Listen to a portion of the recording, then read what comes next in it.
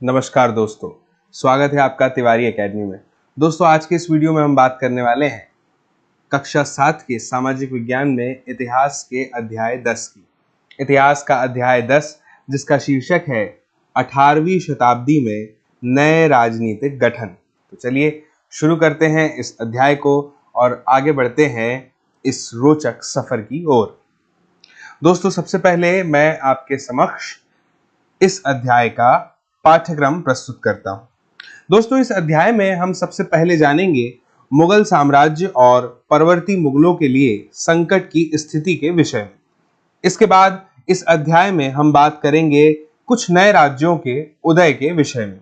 इसके बाद में हम कुछ पुराने प्रांतों को भी देखेंगे, जानेंगे, और इसके साथ ही हमें जानने का अवसर मिलेगा राजपूतों की वतन जागीरी। और अंत में हम जानेंगे आजादी हासिल करना, है ना। उन्हीं राजपूतों के विषय में यह शीर्षक होगा जिनकी वतन जागीरी के विषय में हम यहाँ पर पढ़ेंगे, ठीक है। और अंत में अन्यत्र में जो हम टॉपिक पढ़ेंगे वह होगा फ्रांसीसी क्रांति। तो चलिए अब हम आगे बढ़ते हैं और मैं आपको बता दूं दोस्तों कि यह जो अध्याय है यह आपके लिए बहुत ही महत्वपूर्ण साबित होने वाला है और इसके पीछे एक कारण भी है। वह कारण यह है कि यह जो अध्याय है यह आपकी कक्षा 7 का इतिहास का अंतिम अध्याय है ना। और जब आप 8वीं में इतिहास पढ़ना प्रारंभ करेंगे तो ऐसा समझ लीजिए कि आपकी कक्षा 7 का इतिहास और कक्षा 8 का इतिहास जो आपस में जुड़ा हुआ है, संबद्ध है, उसे जोड़ने का कार्य कर रहा है आपका यह अध्याय 10, ठीक है। यह दोनों इतिहासों के बीच की महत्वपूर्ण कड़ी है, तो इसे पढ़ना और भी ज्यादा जरूरी हो जाता है इन मायनों को ध्यान में रखते हुए, ठीक है ना। तो सबसे पहले मैं आपको ओवरऑल बता देता हूं कि इस अध्याय में क्या कुछ वह खास है जो हमें पढ़ने का मौका मिलेगा।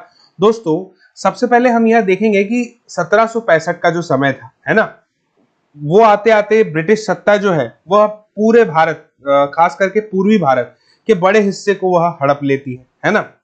आप जानते हैं कि 1707 में औरंगजेब की मृत्यु हो जाती है। यह हमने अध्याय 4 में पढ़ा था, है ना। आपको अगर याद हो तो अध्याय 4 में हमने मुगल सम्राटों के विषय में पढ़ा था।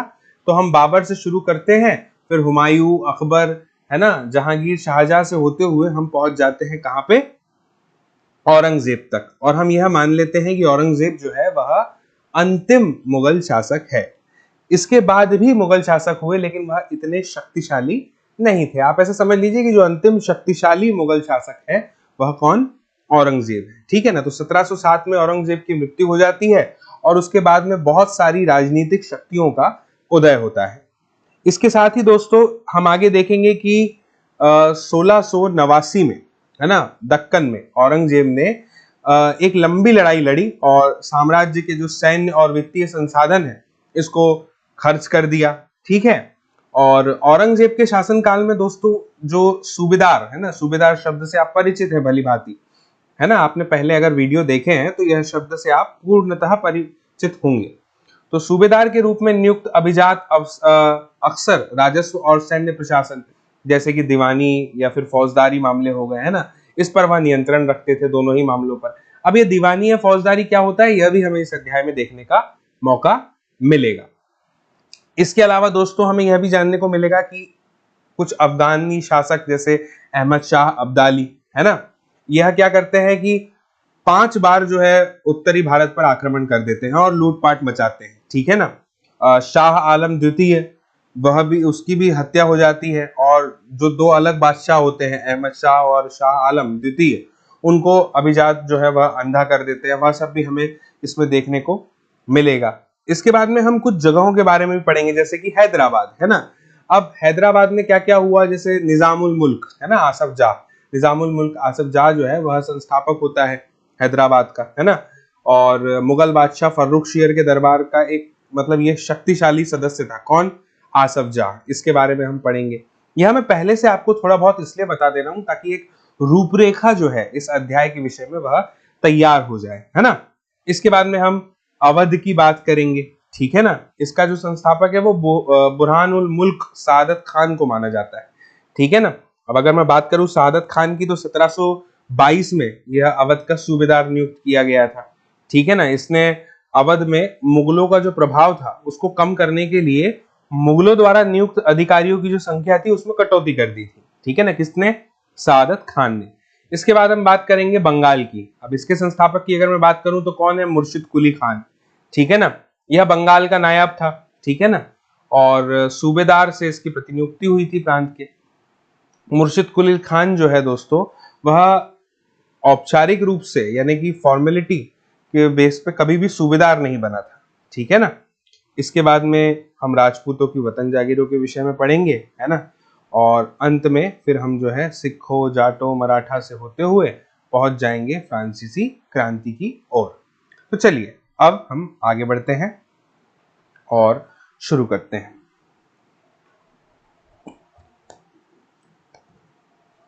दोस्तों यहाँ पर यह एक मानचित्र दिया हुआ है ना, आप इसे देख पा रहे होंगे।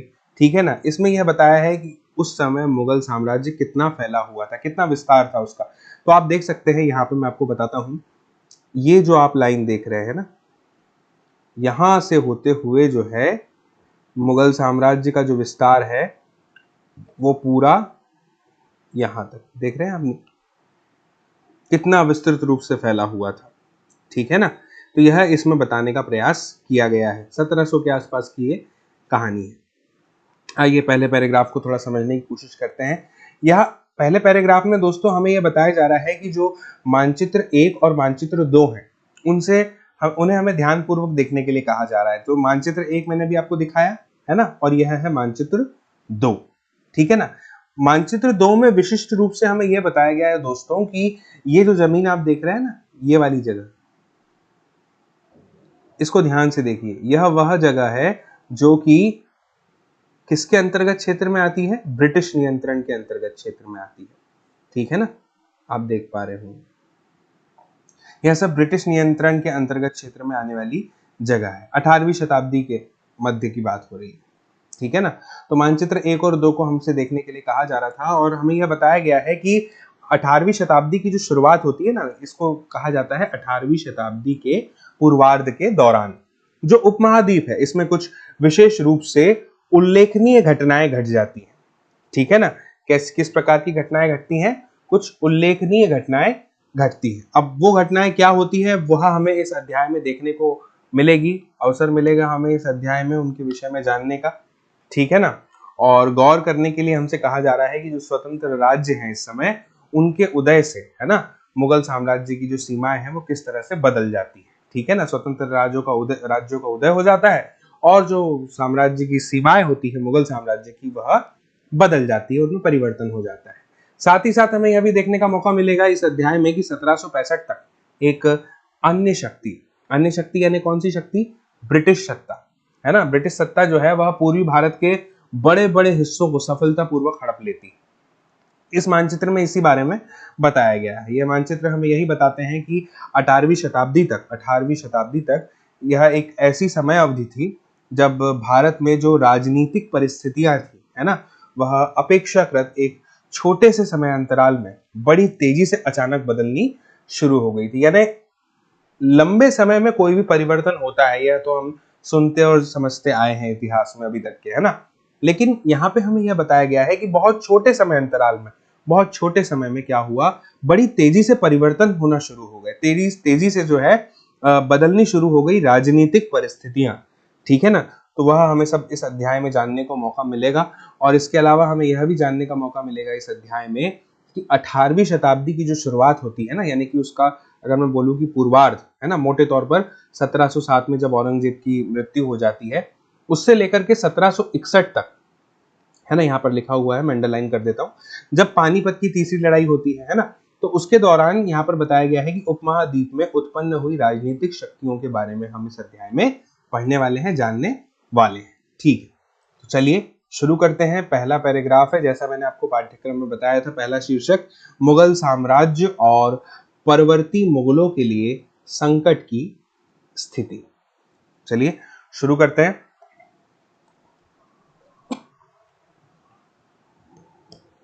दोस्तों जैसा कि मैंने आपको बताया था, हमने अध्याय 4 में देखा था कि मुगल साम्राज्य जो है वह अपनी सफलता की ऊंचाई पर किस प्रकार से पहुंचा था, है ना।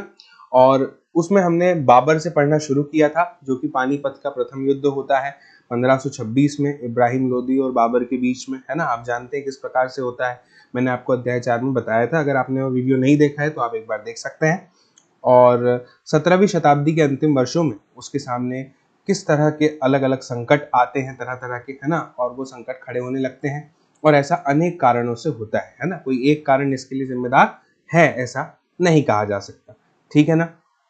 दोस्तों, औरंगजेब जो कि अंतिम शासक के रूप में जिसको हम पढ़ते हैं, क्योंकि वो अंतिम सबसे शक्तिशाली शासक था, है ना, ऐसा नहीं है, इसके बाद भी जो है मुगल साम्राज्य में शासक थे, लेकिन वह जो थे वह इतने शक्तिशाली नहीं बचे थे। तो औरंगजेब ने दक्कन में यहाँ पे जो है सन दिया गया है 1679, है ना, इससे एक लंबी लड़ाई लड़ते हुए साम्राज्य के सैन्य और वित्तीय संसाधनों को जो है बहुत अधिक खर्च कर दिया था, ठीक है ना। दोस्तों, क्या होता है जब भी युद्ध होते हैं या लड़ाई होती है तो सिर्फ हथियारों का नुकसान हो रहा है ऐसा नहीं है, है ना, अर्थव्यवस्था पे भी इसका बहुत बुरा असर पड़ता है, ठीक है ना, क्योंकि सारे संसाधनों का जो उपयोग है उस समय किया जाता है, ठीक है ना, तो वित्तीय व्यवस्था डगमगाती ही है और जान का खतरा होता है वह अलग, है ना। बहुत बहुत सारे नुकसान होते हैं जब भी एक युद्ध होता है, एक लड़ाई होती है, तो ऐसा ही उस समय भी हुआ, ठीक है ना। औरंगजेब के जो उत्तराधिकारी थे दोस्तों, ठीक है ना, उनका जब शासनकाल था तो हम कह सकते हैं कि उनके शासनकाल में साम्राज्य का जो प्रशासन है ना, उसकी कार्यकुशलता समाप्त होने लग गई थी। देखिए यहाँ पर दिया हुआ है कि जो उत्तराधिकारियों के शासनकाल में साम्राज्य के प्रशासन की कार्यकुशलता जो है वो क्या होने लगी, समाप्त होने लगी, ठीक है ना।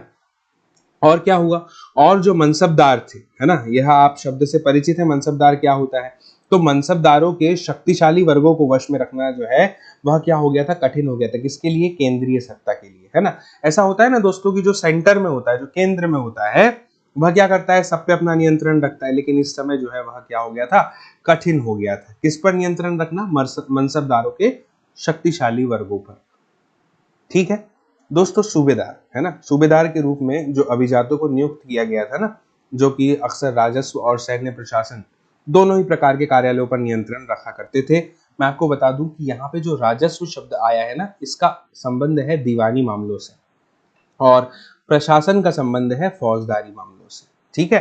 तो अब आप कंफ्यूज नहीं होंगे जब भी यह दो शब्द आए, दीवानी एवं फौजदारी, इस अध्याय में, तो आप याद रखेंगे, स्मरण रखेंगे कि इसका संबंध राजस्व और प्रशासन से है इस अध्याय के लिए, ठीक है ना। ठीक है, आगे बढ़ते हैं दोस्तों।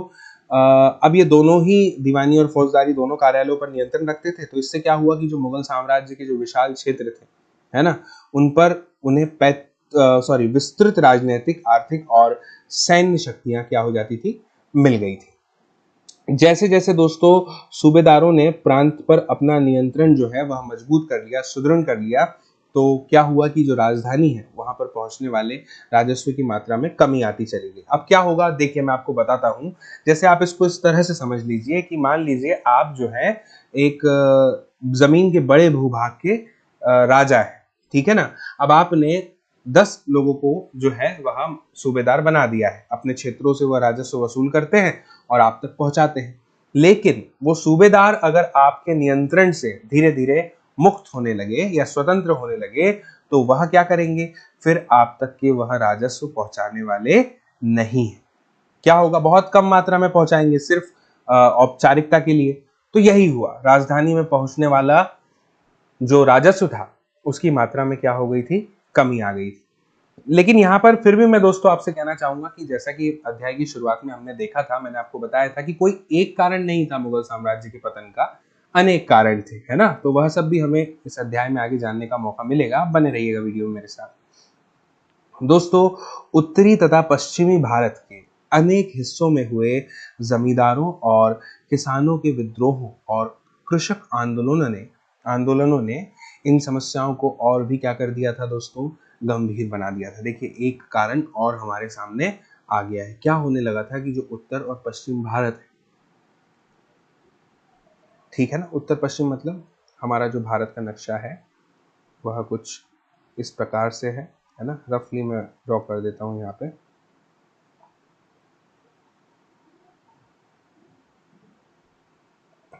कुछ इस प्रकार से हमारे भारत का नक्शा है मान लीजिए, और उत्तर पश्चिमी भारत की बात हो रही है, यानी ये वाले हिस्से से लेकर के इस वाले हिस्से की बात हो रही है। ठीक है ना, उस समय तो यहाँ पे भी था भारत।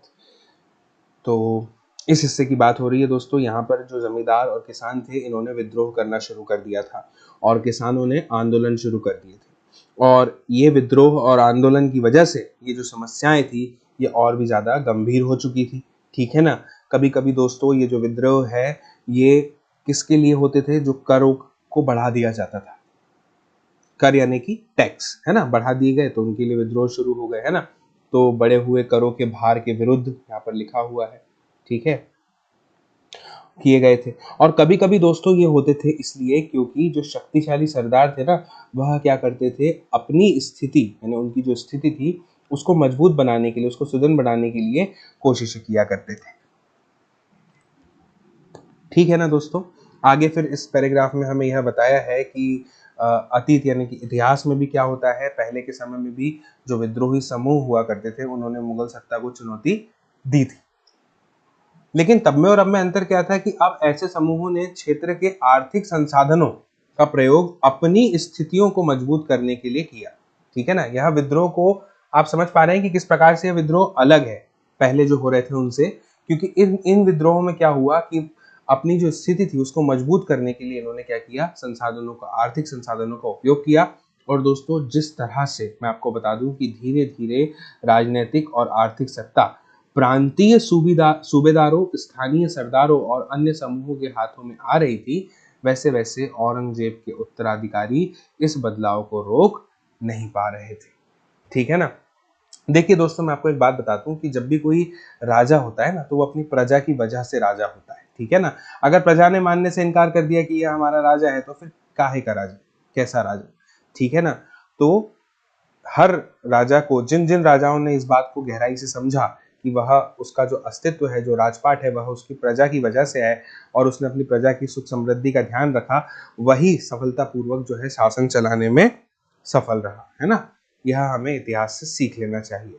ठीक है। इसके बाद दोस्तों इस बॉक्स को देखिए जो आपकी स्क्रीन पर दिखाई दे रहा है, इसका शीर्षक है भरपूर फसल और खाली तिजोरियां। तो चलिए इसको मैं शब्दशः पढ़ने का प्रयास करूंगा, जैसा लिखा है वैसा पढ़ूंगा, अगर कुछ कठिन हुआ तो आपको समझाऊंगा। ठीक है। देखिए यहाँ पर यह बताया गया है कि एक तत्कालीन लेखक ने साम्राज्य के वित्तीय दिवालियेपन का वर्णन इन शब्दों में किया है। दिवालियापन मतलब किस प्रकार से वह बर्बाद हो गई, उसकी अर्थव्यवस्था पूरी तरह से वित्तीय। पढ़ते हैं क्या लिखा इन्होंने। बड़े जमींदार निसहाय और निर्धन हो गए हैं। उनके किसान वर्ष में 2 फसलें उगाया करते हैं, लेकिन उन्हें दोनों में से कुछ नहीं मिलता है। उनके स्थानीय गुमाश्ते का एक तरह से किसानों के हाथ की कठपुतली बने रहते हैं। ठीक है। उनके स्थानीय गुमाश्ते एक तरह से क्या बने रहते हैं, किसानों के हाथ की कठपुतली बने रहते हैं। जैसे कि स्वयं किसान अपने ऋणदाता के वश में रहता है, जब तक कि वह साहूकार का कर्जा नहीं चुका देता। इस प्रकार संपूर्ण व्यवस्था एवं प्रशासन इतना चकनाचूर हो चुका है कि यद्यपि किसान अपनी फसल के जरिए मानो सोना बटोरता है, लेकिन उसके मालिक जमींदार को एक तिनके का टुकड़ा भी नहीं मिलता। ऐसी हालत में जमींदार सशस्त्र सेना कैसे रख सकते हैं जिनकी उससे आशा की जाती है। वे अपने सैनिकों को जो लड़ाई लड़ने के समय उनके आगे आगे चलते हैं और घुड़सवारों को जो उनके ठीक पीछे चलते हैं, पैसा कहाँ से देंगे। दोस्तों इस पैराग्राफ में हमें यही बताया गया है कि किस प्रकार से जो है कृषक लोग थे उनकी स्थितियां मजबूत हो गई थी। उन्होंने अब कर इत्यादि देने से इनकार कर दिया था, है ना। और क्या हुआ कि पहले की स्थिति बताई है कि स्वयं किसान जो अपने ऋणदाता के वश में रहता है, जब तक कि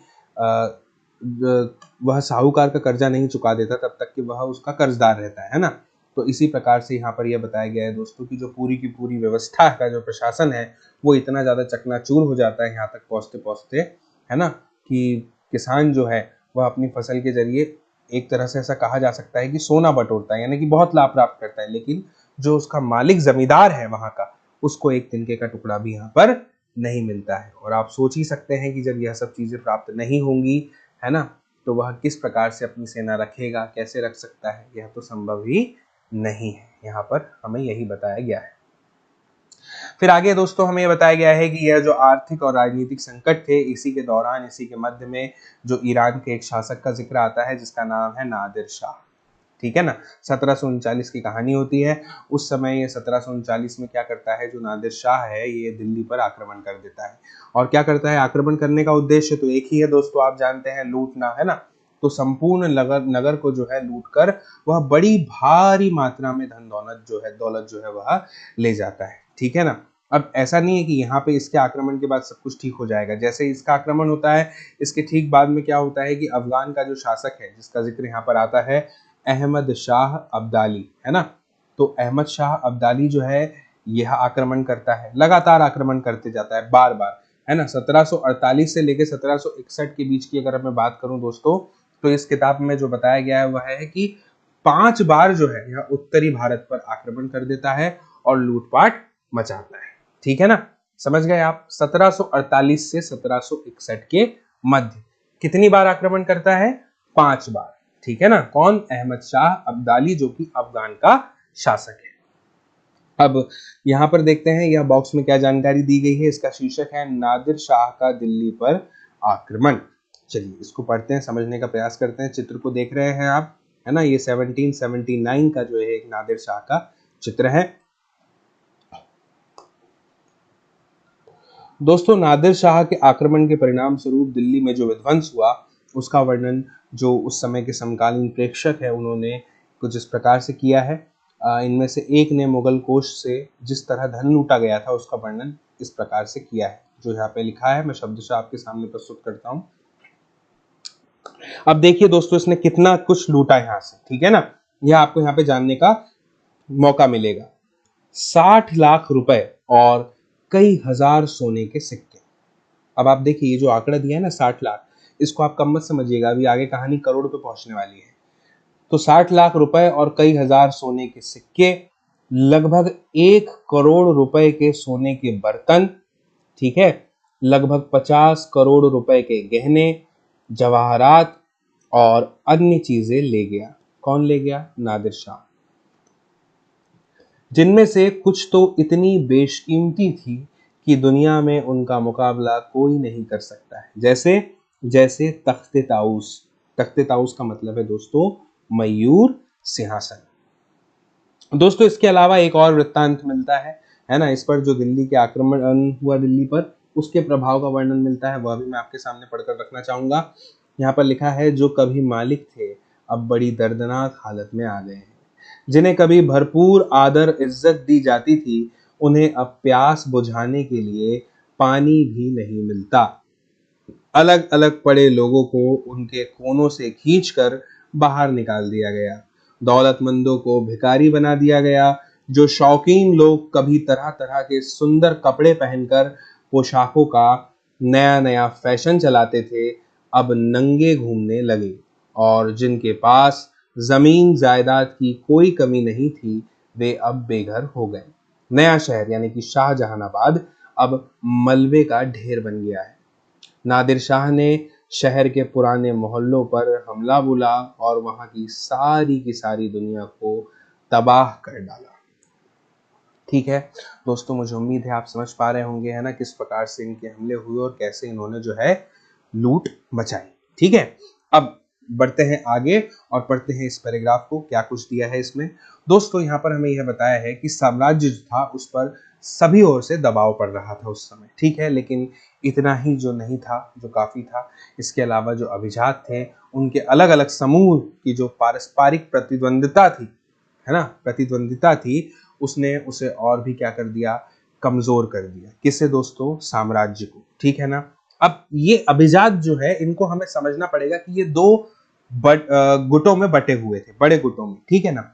अब ये दो बड़े गुट कौन कौन से थे, देखिए, ईरानी और तुरानी सबसे पहले, है ना, ये तुर्क मूल के थे। काफी समय तक जो है यहाँ पर ये बताया गया है कि परिवर्ती मुगल बादशाह इनमें से एक या दूसरे समूह के हाथों की कठपुतली बने रहा करते थे। दोस्तों बहुत ज्यादा अपमान की स्थिति कब पैदा हो गई, तब जब जो दो मुगल बादशाह, कौन कौन, एक तो फर्रुखशियर, है ना, 1713 से 1719 के बीच की कहानी है, और आलमगीर द्वितीय जो कि 1754 से 1759, के बीच की कहानी है, इनकी हत्या हो जाती है और जो दो अन्य बादशाह हैं, कौन कौन, अहमद शाह और शाह आलम द्वितीय, उनको अभिजात क्या कर देते हैं, अंधा कर देते हैं। ठीक है, तब बहुत ज्यादा अपमान की स्थिति पैदा हो जाती है। ठीक है ना।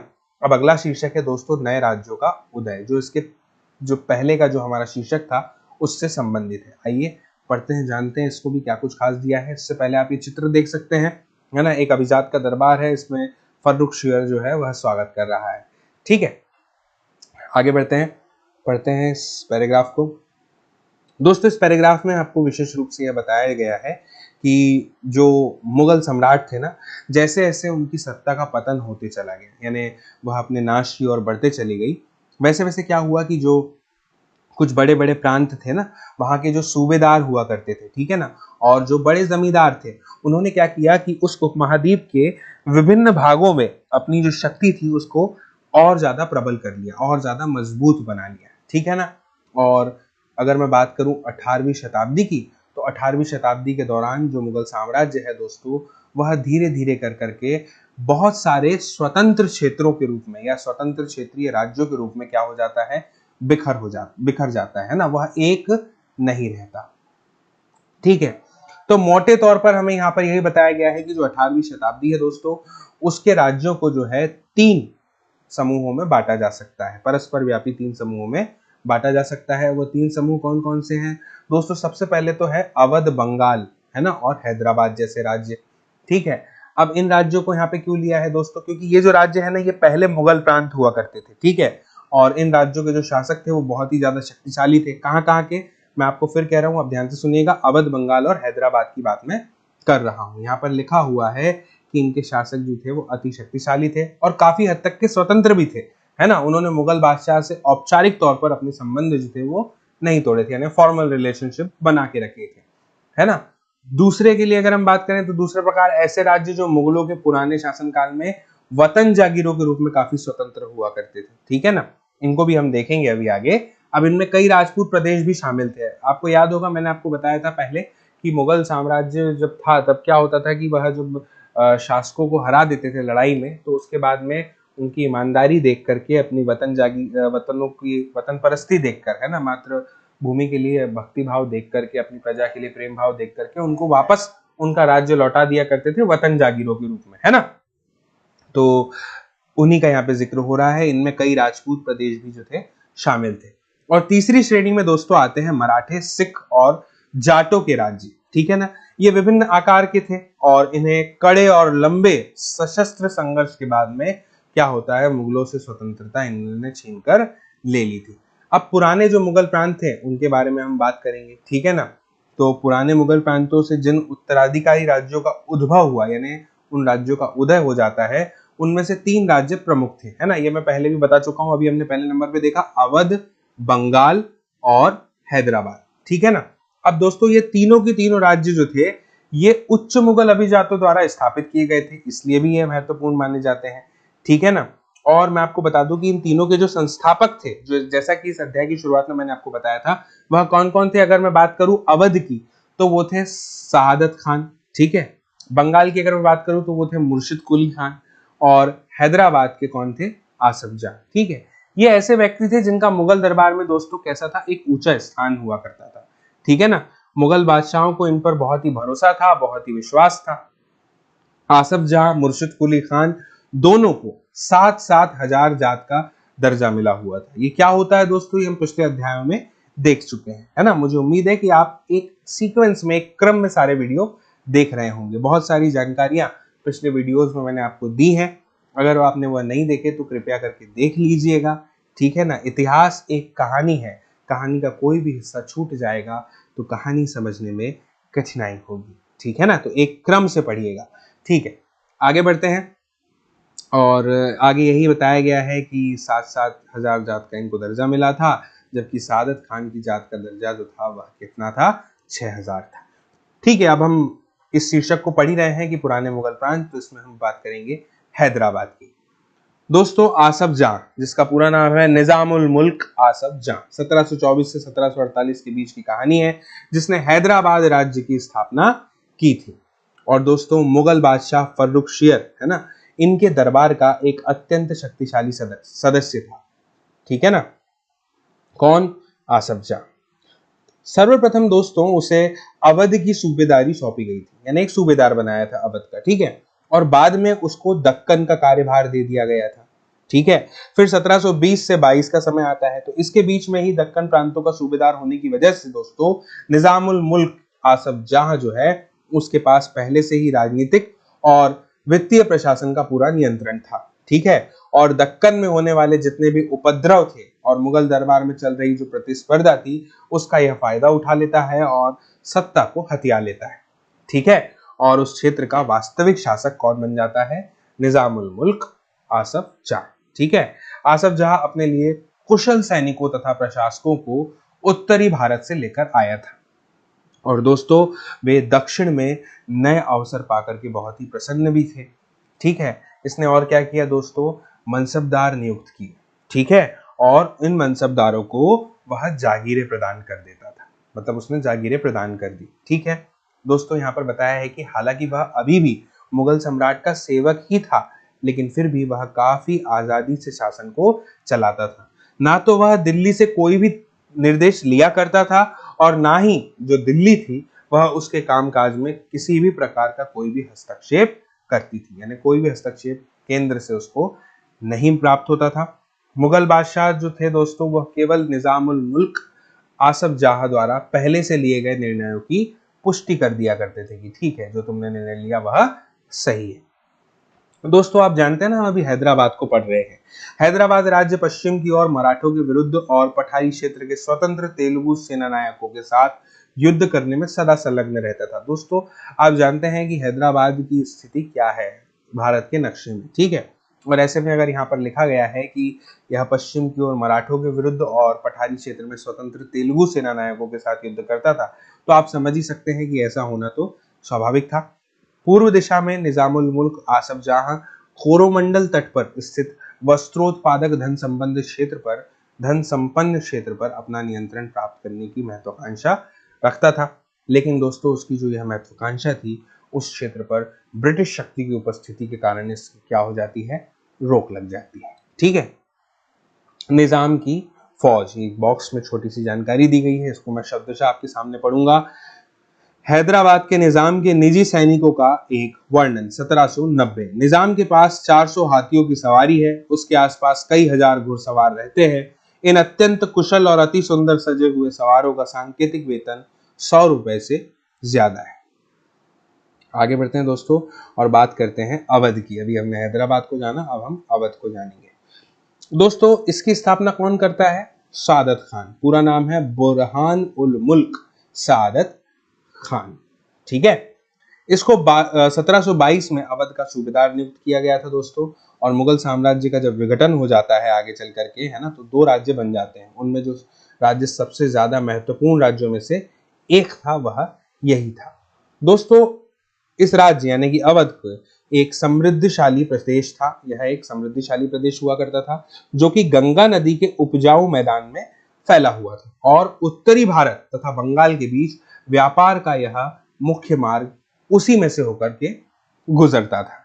ठीक है दोस्तों, बुरहान उल मुल्क ने भी अवध की जो सूबेदारी थी, दीवानी और फौजदारी एक साथ अपने हाथों में ले ली थी। ठीक है, और सूबे के जो राजनीतिक और वित्तीय सैनिक मामलों का जो था यह एकमात्र करता धर्ता बन गया था। यह जो चित्र आप देख रहे हैं ना स्पष्ट पर दाईं ओर, यह बुरहान उल मुल्क का ही चित्र है। ठीक है दोस्तों, बुरहान उल मुल्क ने अवध क्षेत्र में जो मुगल प्रभाव था उसको तो कम किया ही, मतलब करने की कोशिश की। और इसके चलते उसने क्या किया कि जो मुगलों के द्वारा अधिकारी नियुक्त किए गए थे ना, जिनको जागीरदार कहा जाता था, ठीक है ना, इनकी संख्या में कटौती कर दी। आप जानते हैं जागीरदार को ही इख्तियार कहा गया है, पहले हमने इख्तियारी प्रथा पढ़ी थी, है ना, आपको याद होगा। तो दोस्तों उसने जागीरों के आकार में भी कटौती कर दी थी, और जो खाली स्थान बच जाते थे यानी कि रिक्त स्थान थे, उस पर उसने अपने उन सेवकों को नियुक्त कर दिया था जो कि क्या थे, बहुत ही निष्ठावान थे। ठीक है ना, और उसके साथ हो रही धोखाधड़ी को रोकने के लिए जागीर अधिकारियों के जो खाते थे और लेख थे उसकी जांचें करवाई जाती थी। ठीक है, नवाब के दरबार द्वारा नियुक्त जो अधिकारी थे उनके द्वारा सभी जिलों के राजस्व का फिर से निर्धारण किया चला गया, है ना, और उसने अनेक राजपूत जमींदारियों और रुहेलखंड के अफगानों की उपजाऊ कृषि भूमियों को अपने राज्य में मिला लिया। दोस्तों, राज्य ऋण प्राप्त करने के लिए स्थानीय सेठ जो उस समय हुआ करते थे, साहूकार और महाजन, उन्हीं पर निर्भर रहता था, है ना। राज्य को जब भी ऋण चाहिए था तो वो इन्हीं लोगों से लेता था। वहां की जो स्थानीय सेठ है, साहूकार है और महाजन है, ठीक है, तो निर्भर भी इन्हीं पे रहेगा। और दोस्तों, राज्य राजस्व का ठेका सबसे ऊंची बोली जो लगाया करते थे इजारेदार, उनको देता था।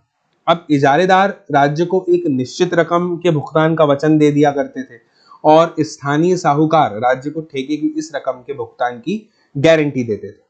ठीक है ना, आपको पूरी कहानी समझ में आ रही है।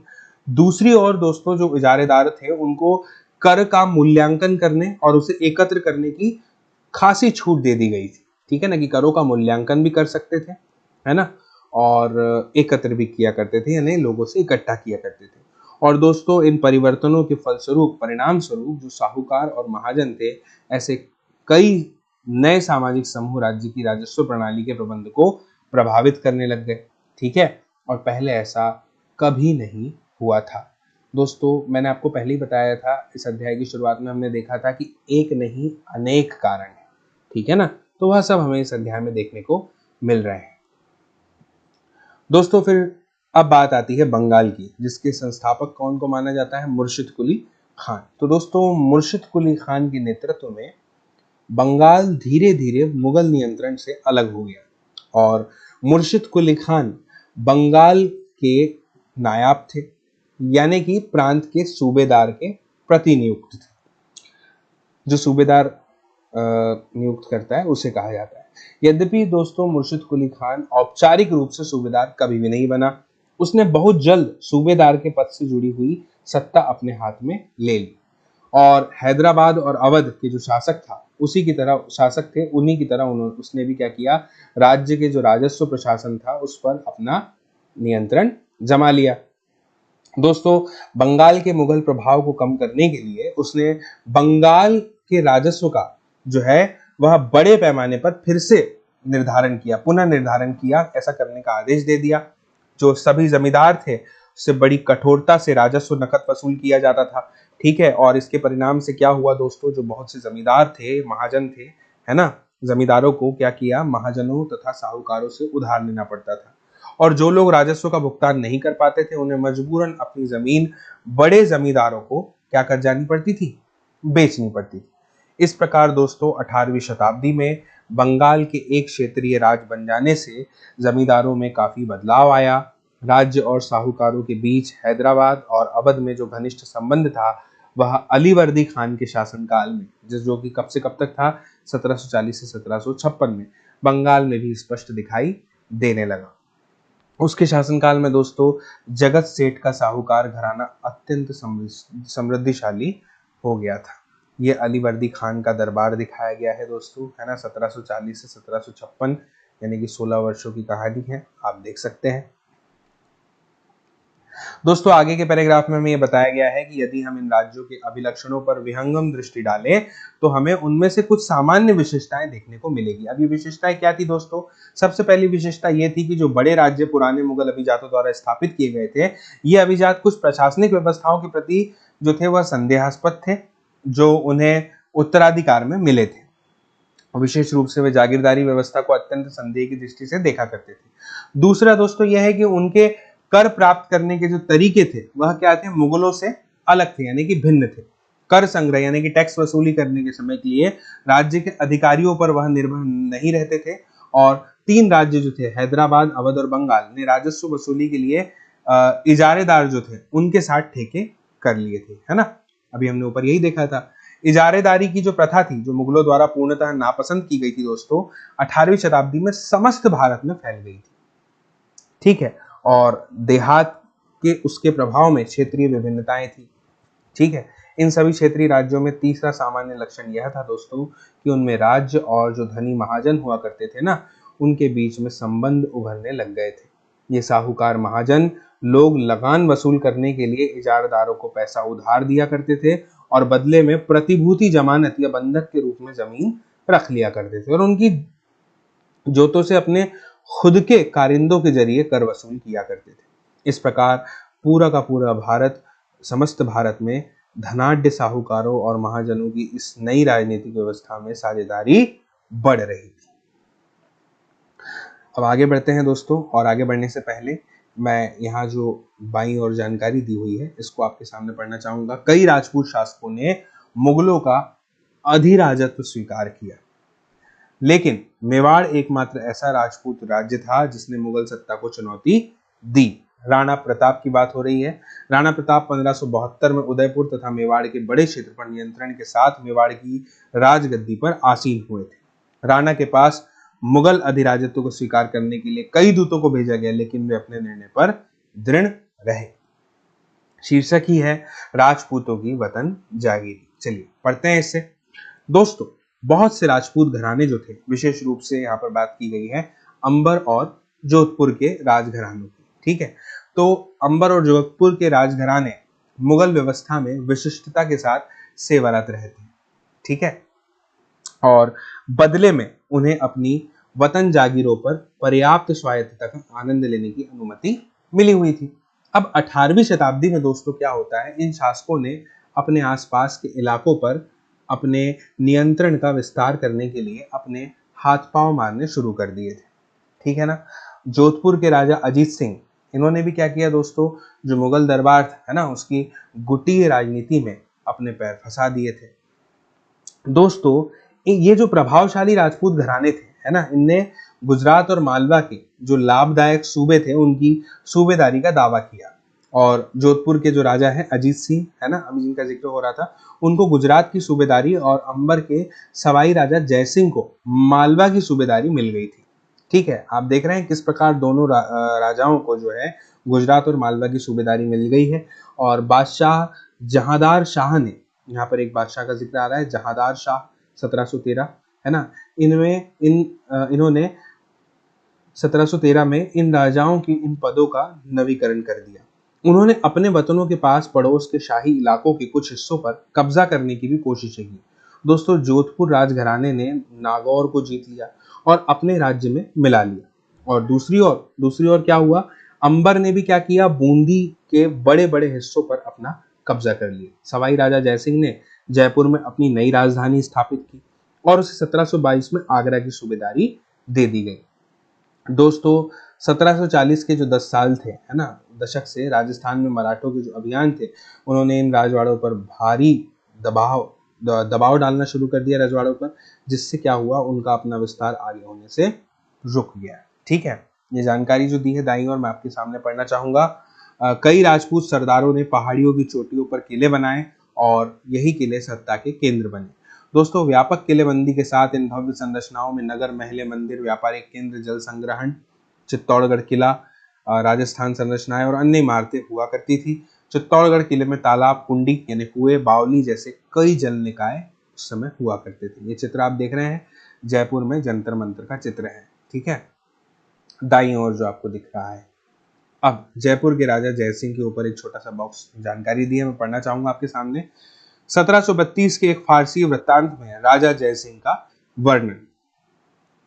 दोस्तों, राजा जयसिंह अपनी सत्ता की चरम सीमा पर थे। 12 वर्ष के लिए वे आगरा के सूबेदार रहे और 5 या 6 वर्ष के लिए मालवा के, ठीक है। दोस्तों, 12 वर्ष के लिए वह कहाँ के सूबेदार रहे, आगरा के, है ना, और 5 से 6 वर्ष के लिए वह मालवा के सूबेदार थे। उनके पास में एक विशाल सेना, तोपखाना और भारी मात्रा में धन संपदा थी। उनका प्रभाव दिल्ली से लेकर नर्मदा के तट तक फैला हुआ था, ठीक है। अंबेर के शासक सवाई जयसिंह ने दिल्ली, जयपुर, उज्जैन, मथुरा और वाराणसी में 5 खगोलीय वेधशालाओं का निर्माण किया। जंतर मंतर के नाम से विख्यात इन वेधशालाओं में खगोलीय पिंडों के अध्ययन हेतु कई सारे उपकरण हैं, ठीक है ना। ये जो चित्र आप देख रहे हैं मेहरानगढ़ किला है जोधपुर का। अगला शीर्षक है इसी राजपूतों की वतन जागीरी के अंतर्गत आजादी हासिल करना, इनको भी पढ़ेंगे। सबसे पहले सिख की बात करते हैं। अध्याय 8 में दोस्तों हमने पढ़ा कि 17वीं शताब्दी के दौरान सिख एक राजनीतिक समुदाय के रूप में गठित हो गए थे। इससे पंजाब की क्षेत्रीय राज्य निर्माण को क्या मिल जाता है, बढ़ावा मिल जाता है। और जिक्र आता है गुरु गोविंद सिंह का, है ना। गुरु गोविंद सिंह ने 1699 में खालसा पंथ की स्थापना से पहले उसके पश्चात राजपूत व मुगल शासकों के खिलाफ बहुत सारी लड़ाइयाँ लड़ी।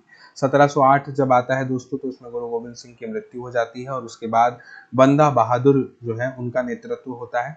उनके नेतृत्व में खालसा ने मुगल सत्ता के खिलाफ विद्रोह किए और उन्होंने बाबा गुरु नानक और गुरु गोविंद सिंह के नामों वाले सिक्के गढ़कर अपने शासन को सार्वभौम बताया। दोस्तों सतलुज और यमुना नदी इनके मध्य के क्षेत्र में उन्होंने अपने प्रशासन की स्थापना की और 1715 में बंदा बहादुर जो हैं उनको बंदी बना लिया जाता है और उसे 1716 में उन्हें मार दिया गया। दोस्तों 18वीं शताब्दी में बहुत सारे योग्य नेताओं के नेतृत्व में सिखों ने अपने आप को पहले जत्थों में और बाद में मिसलों में संगठित कर लिया। इन जत्थों और मिसलों की संयुक्त सेनाएं दल खालसा कहलाती थी। ठीक है, दल खालसा। और उन दिनों दल खालसा बैसाखी और दिवाली के पर्वों पर यानी जब ये त्योहार आते थे तो अमृतसर में मिलता था। ठीक है, और इन बैठकों में वे सामूहिक निर्णय लिए जाते थे जिन्हें गुरु के प्रस्ताव के रूप में जाना जाता था यानी कि गुरमत्ता कहा जाता था। दोस्तों सिखों ने राखी व्यवस्था स्थापित की। ठीक है, ये चित्र आप देख रहे हैं गुरु गोविंद सिंह का चित्र है। ठीक है, और ये महाराणा रंजीत सिंह की तलवार।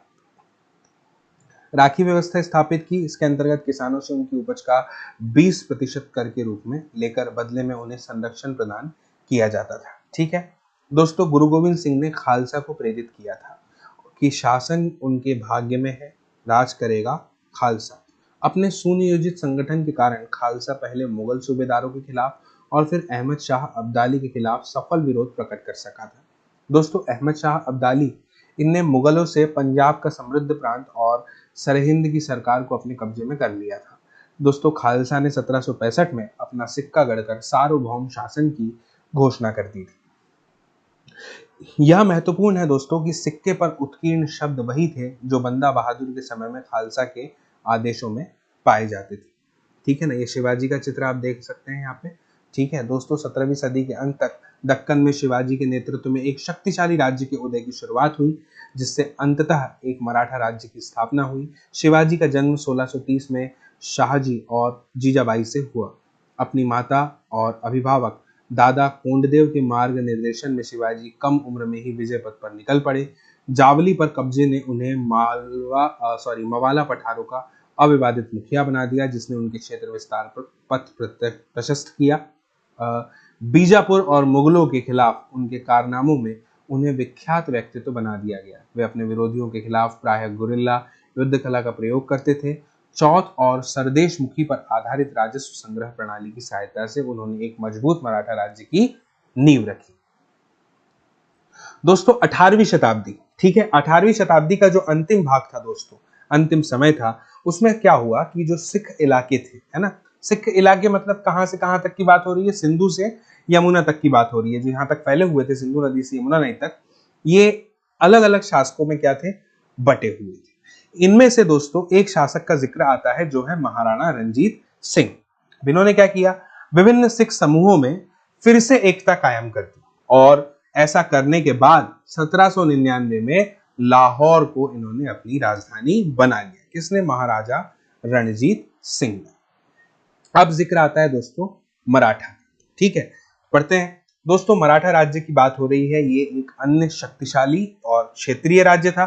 ठीक है ना, और यह मुगल शासन का लगातार विरोध कर रहा था।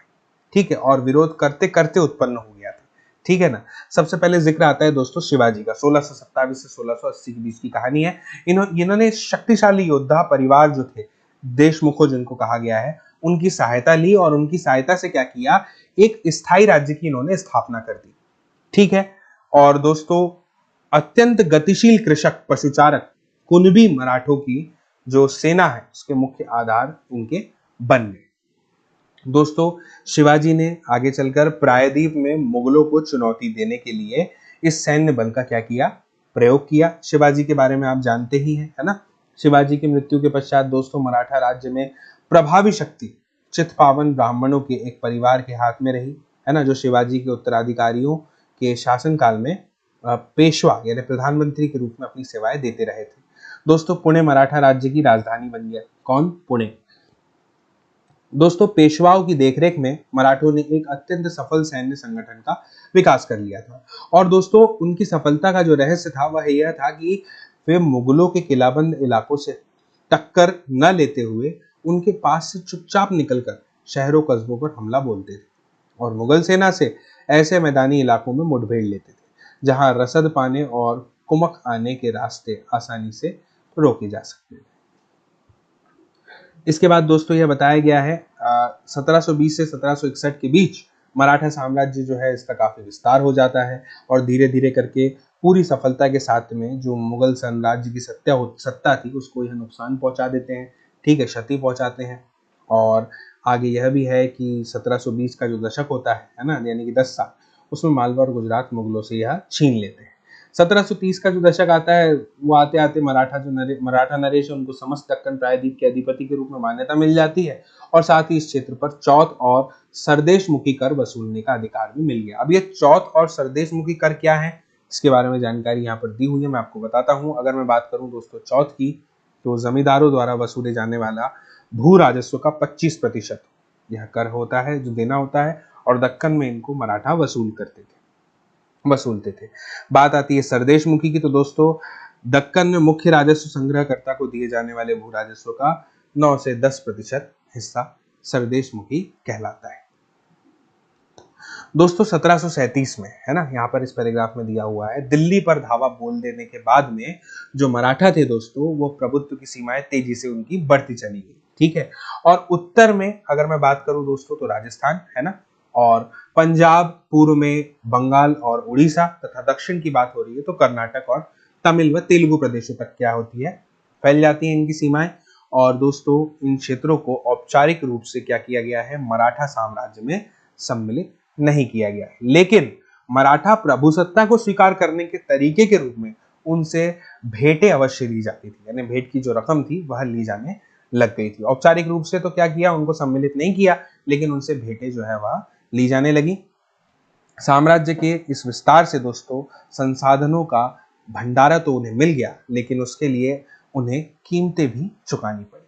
दोस्तों मराठों के सैन्य अभियानों के कारण कुछ अन्य शासक भी उनके खिलाफ हो जाते हैं, ठीक है, और इसके परिणाम से क्या होता है, मराठों को 1761 में पानीपत की तीसरी लड़ाई में अन्य शासकों से कोई भी सहायता नहीं मिलती है। दोस्तों अंतहीन सैन्य अभियानों के साथ साथ मराठों ने एक प्रभावी प्रशासन व्यवस्था क्या करी, तैयार करी, ठीक है ना।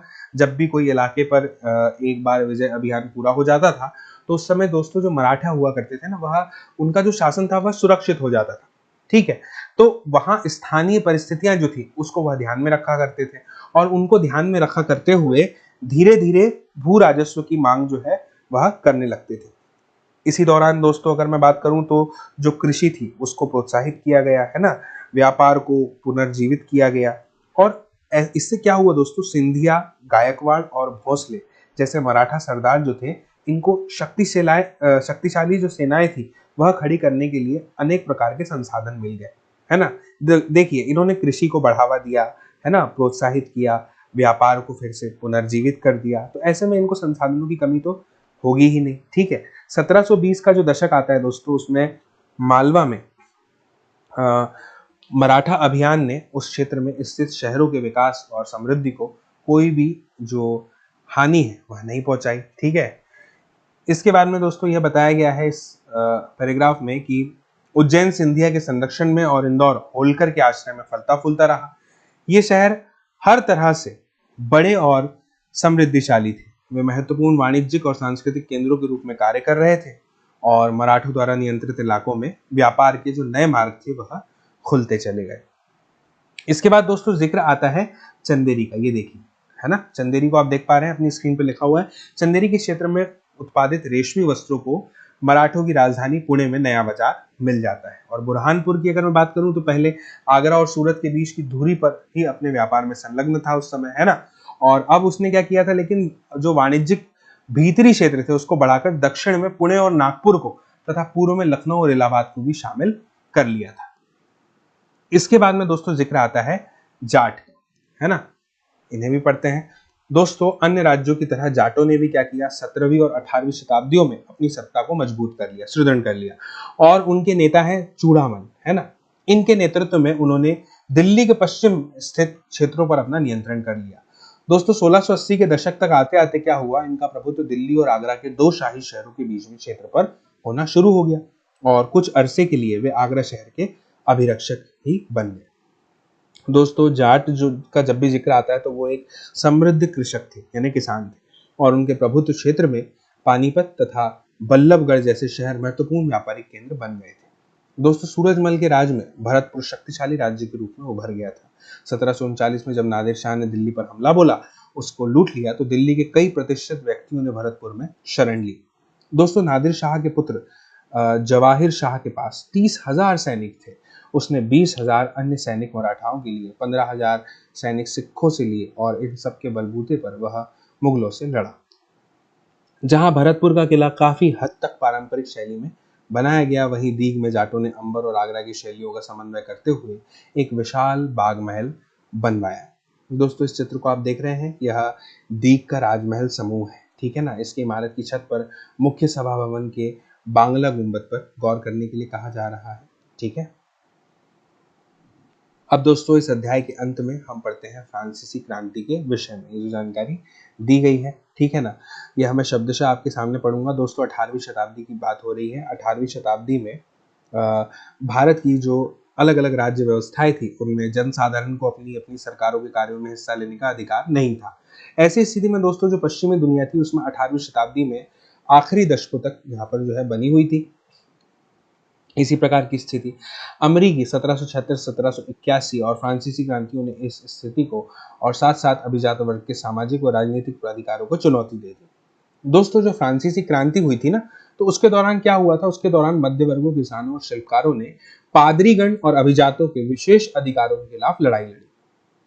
अब उनका यह मानना था कि समाज में किसी भी समूह के जन्मसिद्ध प्राधिकार नहीं होने चाहिए। तो फिर क्या होना चाहिए, लोगों की सामाजिक स्थिति की योग्यता पर यह सब निर्भर होना चाहिए।